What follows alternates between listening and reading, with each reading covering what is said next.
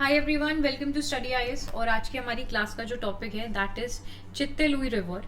तो चित्ते लुई रिवर जो है आपका वो हमें मिजोरम में देखने को मिलता है और इस नदी के साथ वहाँ के जो लोग हैं उनके काफ़ी कल्चरल और सेंटिमेंटल वैल्यूज़ जो हैं वो जुड़े हुए हैं। जो कि ये नदी जो है वो हमें कहाँ देखने को मिलती है, हमारे नॉर्थ ईस्टर्न स्टेट यानी कि मिजोरम में। ठीक है, तो मिजोरम में हमें ये नदी देखने को मिल रही है जो कि धीरे धीरे पॉल्यूशन की वजह से यहाँ पर सूखती जा रही है। और अब देखिए इसका सूखने का कारण यहाँ पर बहुत सारी चीज़ें हैं, अर्बनाइजेशन है, एनक्रोचमेंट्स हैं, है ना। और अगर देखा जाए तो क्योंकि अब शहरीकरण होगा, लोग बहुत ज़्यादा यहाँ पर बढ़ेंगे, तो जाहिर सी बात है जो रिसोर्सेज हैं उनका भी यहाँ पर धीरे धीरे डिग्रेड होना भी शुरू ही हो रहा है। वही चीज़ हमें इस नदी के साथ भी यहाँ पर देखने को मिल रही है।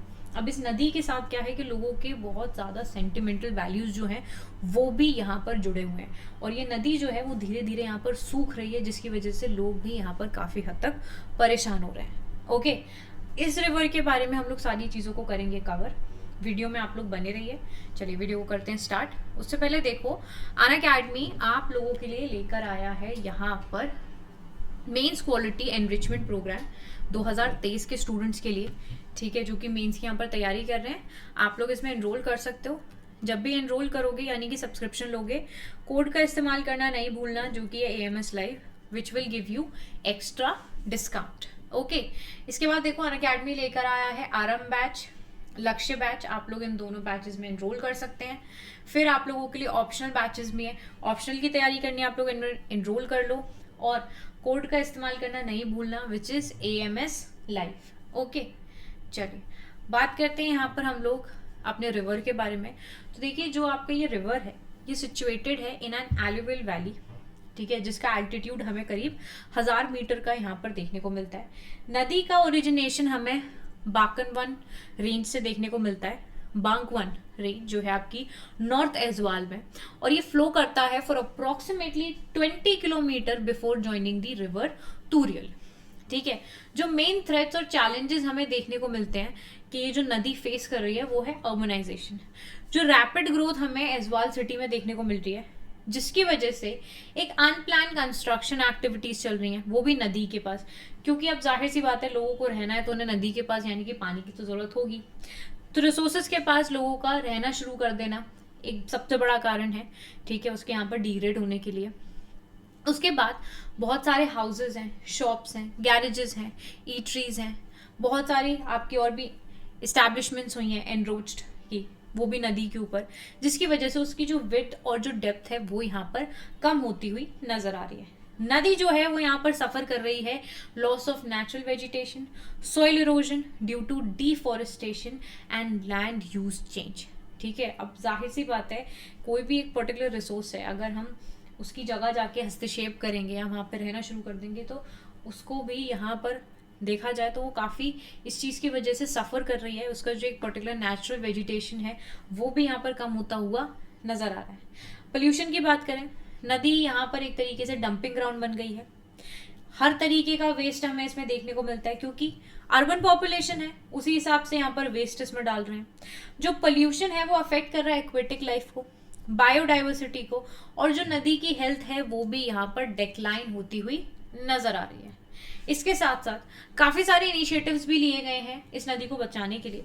सबसे पहला इनिशिएटिव अगर आप देखोगे वो आपके जोराम रिसर्च फाउंडेशन द्वारा लिया गया है। Now this is a non profit organization, ठीक है, जो कि वर्क करती है ट्रेडिशनल वाटर मैनेजमेंट के लिए मिजोरम के अंदर।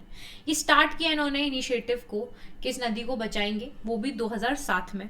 इन्होंने कई सारे सर्वेस किए, अवेयरनेस कैंपेन्स भी करी, क्लीन अप ड्राइव्स भी किए, एडवोकेसी प्रोग्राम्स भी लेकर आए, and they also performed a save Chite Lui coordination committee, जो कि कंपोज करी गई थी आपके लोकल लीडर्स द्वारा, जो एक्टिविस्ट हैं, एक्सपर्ट्स हैं, वॉलंटियर्स हैं, जिन्होंने कोऑर्डिनेट किया था इस पर्टिकुलर एफर्ट में। बट यहाँ पर फिर भी जो नदी है वो काफ़ी बुरी तरीके से सूखती हुई नजर आ रही है। फिर यहाँ पर आपका एक नया इनिशिएटिव देखने को मिला, वो था Chite Lui prevention and control of water pollution act 2018। तो ये आपका this is a legislation passed, एक कानून था जिसको पास किया गया था मिजोरम सरकार के द्वारा कब? 2018 में। अब ये यहाँ पर प्रोहिबिट कर रहे थे कि किसी भी तरीके का एनिमल कैरकेस या बायोमेडिकल वेस्ट या किसी भी तरीके की जो गंध है वो आप लोग नदी के अंदर नहीं डालोगे। अगर मान लो आप किसी भी प्रकार की गंदगी नदी के अंदर डाल रहे हो तो उसकी जो हेल्थ है वो तो पोल्यूट हो ही रही है, बाकी जिसमें एक्वेटिक लाइफ है वो भी यहाँ पर खत्म होती हुई नजर आती है, क्योंकि आप उनको क्या दे रहे हो? कचरा। तो इसी एक्ट की वजह से यहाँ पर एम्पावर किया था स्टेट पोल्यूशन कंट्रोल बोर्ड, जो कि मॉनिटर कर रहा था, रेगुलेट कर रहा था कि किसी भी प्रकार की ऐसी एक्टिविटी नहीं होनी चाहिए जो कि नदी की क्वालिटी और क्वांटिटी पर अफेक्ट करे। फिर आया आपका रिवर रिस्टोरेशन प्रोजेक्ट। अब ये जो प्रोजेक्ट था ये इनिशिएट किया गया था मिजोरम सरकार द्वारा रिवाइव करने के लिए नदी को। इसमें रिमूव किए गए इंक्रोचमेंट, रिस्टोर किया गया नेचुरल वेजिटेशन, कंस्ट्रक्ट किए गए चेक डैम्स, इम्प्रूव किया गया ड्रेनेज और जो आपका सीवरेज सिस्टम है उसको, क्रिएट करे गए recreational facilities along the river. तो काफी सारे इनिशिएटिव्स हमें यहाँ पर देखने को मिले, ठीक है।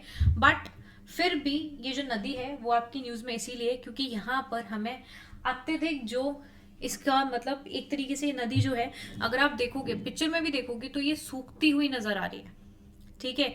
इट इज गेटिंग रिड्यूस्ड अगर आप पिक्चर में भी देखो, और आसपास जो घर हैं उनकी वजह से इसकी जो विड्थ है, इसकी जो डेप्थ है वो भी यहाँ पर कम होती हुई नजर आ रही है। तो it's a cause of concern, ठीक है, क्योंकि इस तरीके से अगर हमारी जो रिसोर्सेज हैं वो यहाँ पर खत्म होती हुई नजर आएंगी तो किस तरीके से आगे आने वाला जो जनरेशन है उनके लिए कुछ भी बचेगा अगर हम ऐसे ही सारी चीज़ों को ख़त्म कर देंगे तो।